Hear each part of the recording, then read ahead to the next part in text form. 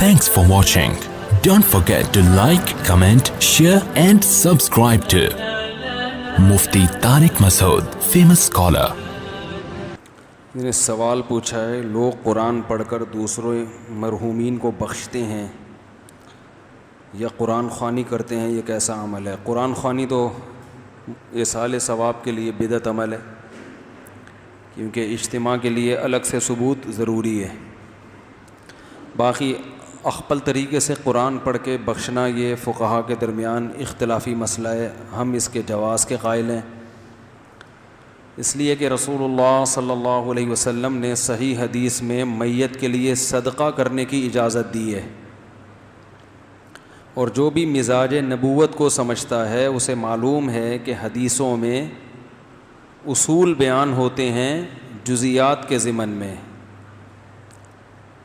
سمجھ رہے ہیں نا؟ صدقہ کیوں ہے؟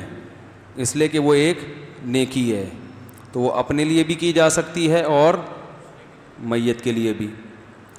تو فقہا یہ کہتے ہیں کہ اس سے پتہ چلتا ہے کہ نیکی کوئی بھی اپنے لیے بھی کی جا سکتی ہے اور میت کے لیے بھی، تو یہ بالکل جائز ہے، اس میں کوئی حرج نہیں ہے۔ البتہ جو چیز حدیث میں منصوص ہے وہ ہے صدقہ، تو اس کو زیادہ فوکس کرنا چاہیے، سمجھ رہے ہیں؟ باقی بعض لوگ اس میں بحث کرتے ہیں کہ حدیث میں صدقہ ہے، آپ نے قرآن کہاں سے نکال لیا؟ تو حدیث میں تو ایسے اور بھی ہیں، حدیث میں آتا ہے کہ انسان جب مر جاتا ہے تو 3 چیزیں باقی رہتی ہیں: صدقہ جاریہ، علم جس سے لوگ فائدہ اٹھائیں، یا نیک اولاد جو اس کے لیے دعا مانگے۔ تو اب کیا کوئی اولاد کے علاوہ کوئی اور دعا مانگے گا تو فائدہ نہیں ہوگا؟ ہوگا نا، وہ تو چوتھی چیز ہو گئی۔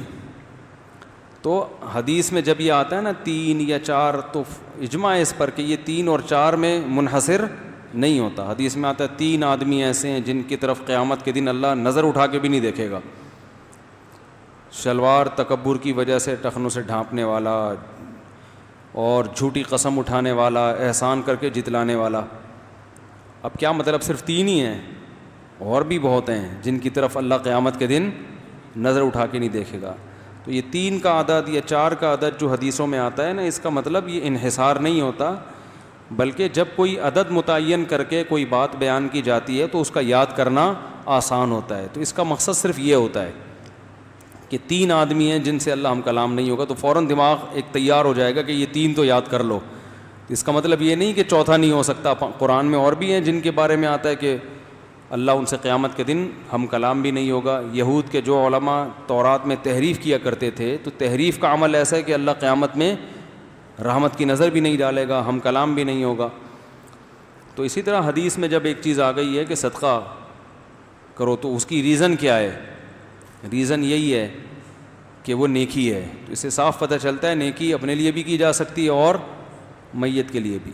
پھر اور بھی احادیث ہیں، نبی صلی اللہ علیہ وسلم نے قربانی کی اپنے لیے اور امت کے لیے، حالانکہ وہ تو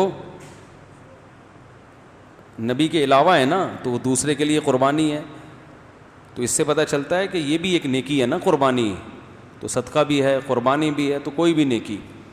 لوگ یہ کہتے ہیں صحابہ نے کیوں نہیں کیا، قرآن کیوں نہیں پڑھا؟ تو اگر قرآن خوانی کی ہوتی صحابہ نے، پھر تو ہمیں پتہ چلتا اجتماعی سطح پہ ہوتی ہے نا، تبھی وہ نہیں کی ہے، تو ہم اس کو بھی اسی وجہ سے بدعت کہتے ہیں کہ مرحومین کے لیے قرآن خوانی باقاعدہ یہ بدعت ہے۔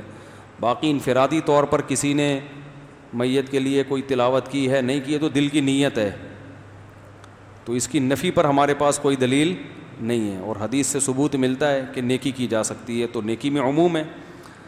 دوسری بات یہ کہ جس کام میں اللہ کی رحمت زیادہ ہو تو اس کو ترجیح دینی چاہیے نا۔